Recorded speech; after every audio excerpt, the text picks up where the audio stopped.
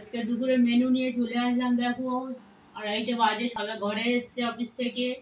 এখানে উচ্ছে আলু সিদ্ধ করেছি, একটু কাঁচা তেল ভাজা লঙ্কা নুন দিয়ে মেখেছি।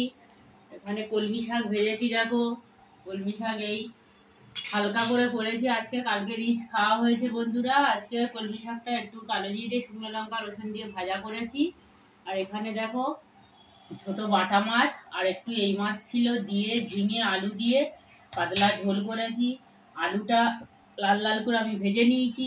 ফোড়নে 5 ফোড়ন আর পেঁয়াজ ফোড়ন একটু দিয়েছি। আমরা কাঁচা লঙ্কার তরকারি করি আর গুঁড়ো লঙ্কা খুব কম খায় বন্ধুরা। তোমরা যে যেরকম পারবে করে খাবে, তো কমেন্ট করো, আমার ঘরে আসো, খেয়ে যাও বন্ধুরা। হ্যালো বন্ধুরা, দেখো আমি খাচ্ছি, আমার খিদে পেয়ে গেছে। দাদাভাই বসে আছে, থাক আমি খাই। হাই বন্ধুরা।